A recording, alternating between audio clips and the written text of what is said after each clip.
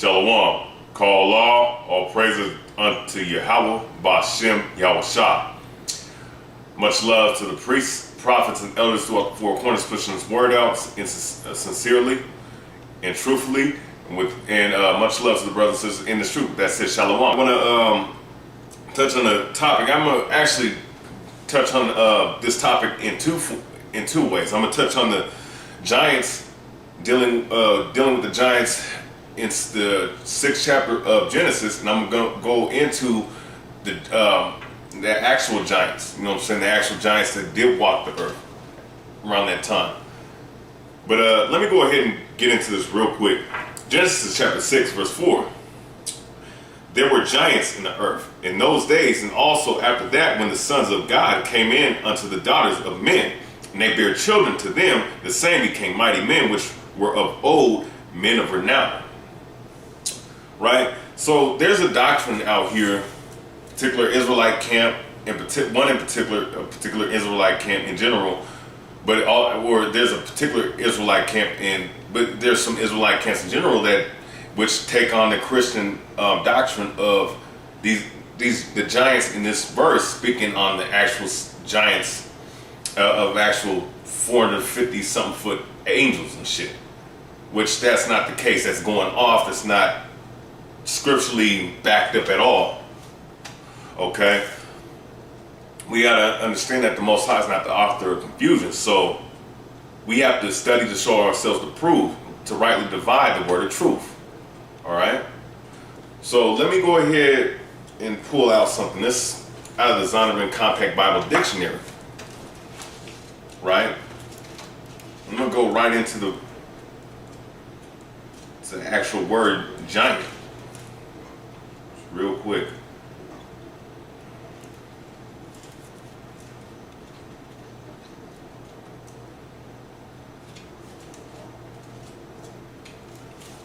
All right, this is now read this word giant. The first mention of giants in the Bible is in Genesis the 6th chapter, the 4th verse, where American Standard Version, Levi version, have Nephilim, a Hebrew word of uncertain etymology. Okay, and let me skip down, because there's also an account with the word giant in it. Once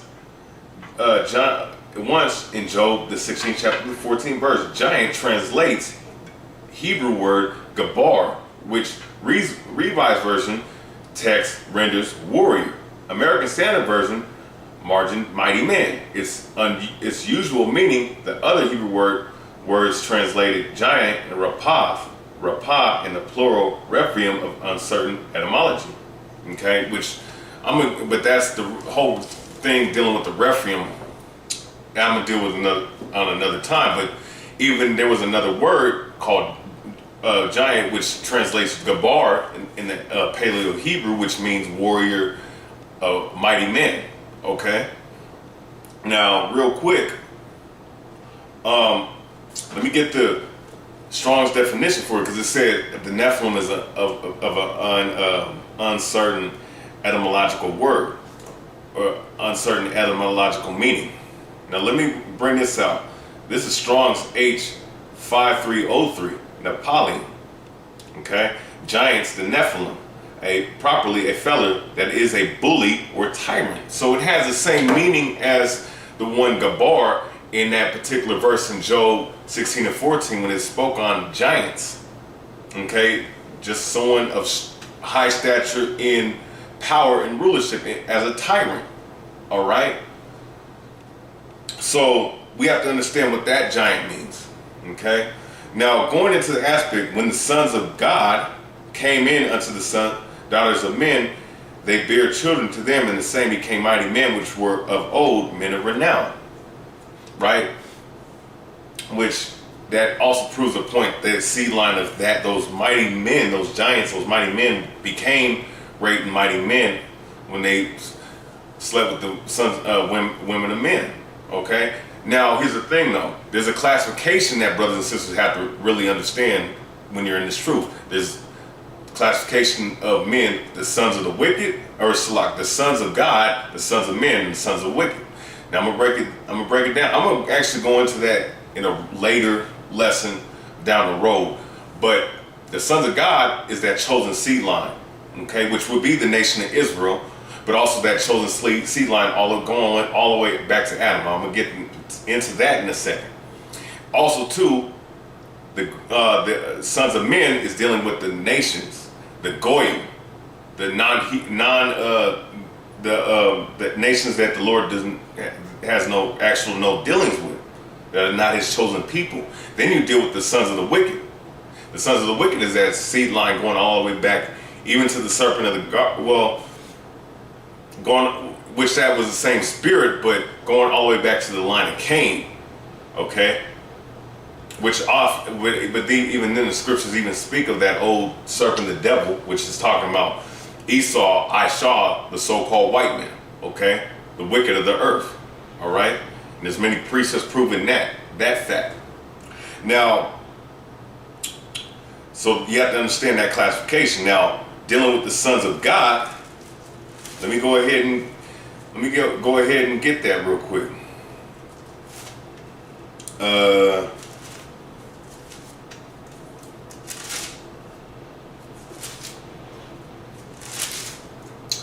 It's Deuteronomy chapter 32, verse 8. When the Most High, YAHAWAH, divided to the nation their inheritance, when he separated the sons of Adam, he set the bounds of the people according to the number of the children of Israel.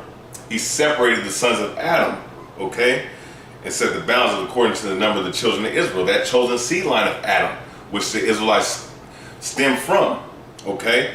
Verse 9, for the Lord's portion is His people, Jacob is the lot of His inheritance. So right there, it cuts that whole doctrine of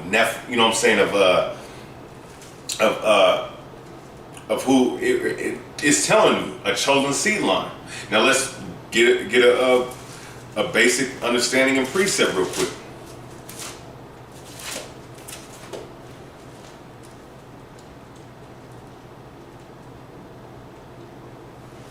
All right, this is Psalm chapter 82, verse 6.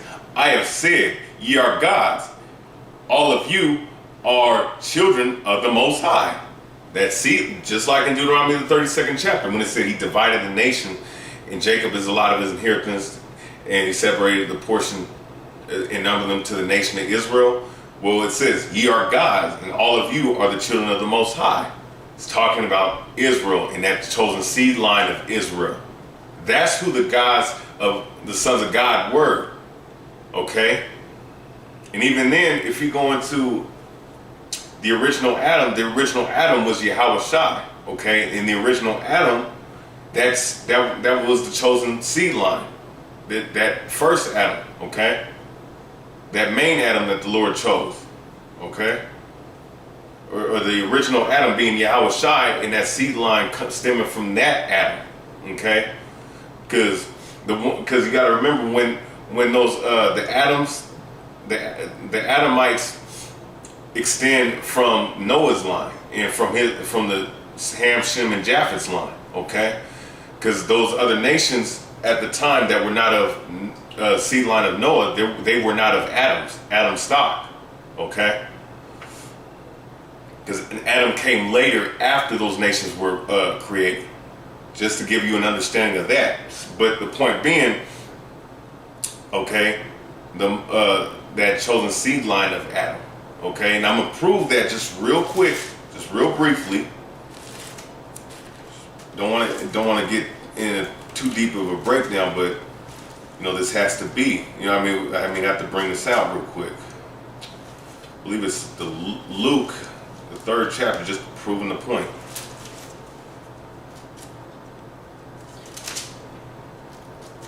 Okay, because it said, ye are gods, because you are the sons of the Most High. That's why when you say Yahshua Allah, He prince of the power.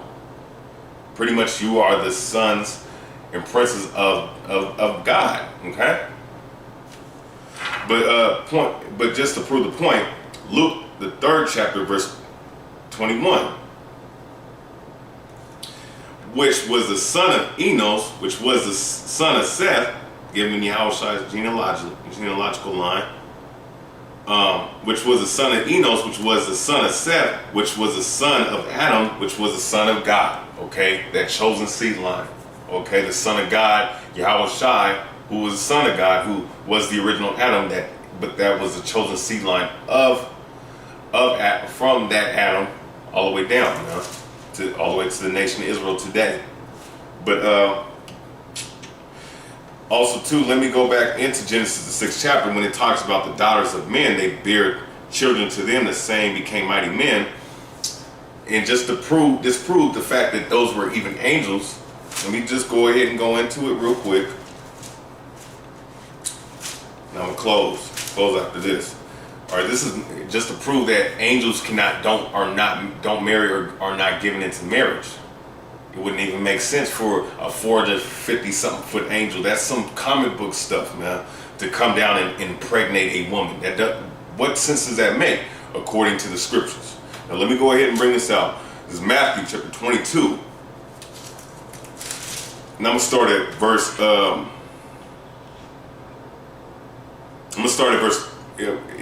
Matthew chapter 22, verse 30.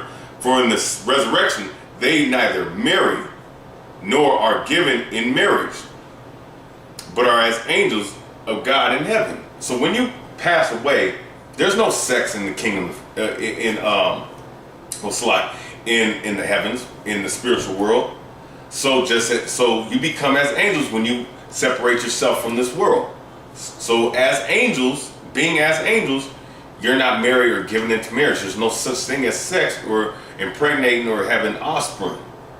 So likewise with the angels. So right there, that cuts that whole doctrine in the shreds, man. It makes and disproves that, because then that's causing confusion. Like the scriptures say, that Yahawah is not the author of confusion. Men are. Okay? In the Most High's word, if you go line upon line, precept upon precept, here a little and there a little, and read things in its proper context, you get the proper breakdown and understanding. If the Lord will allow you to receive it, okay? Because these type of doctrines have confused brothers and have turned brothers out mentally and into believing, fables, just those same false Jewish fables that our brothers and sisters was doing back in those days. They still doing to this very day, according to the scriptures. You know what I'm saying? So, with that, that just proves who the giants were and just cutting a little bit of that false doctrine. So, like I said, I'm gonna go into the breakdown of the actual historical account of the actual giants that was actually living, which were of man of flesh. Okay. You know what I'm saying? I'm going to break that down. But with that said, hope you brothers and sisters were edified. Rayabya upon God. Much love to the family out there. That said, shalom.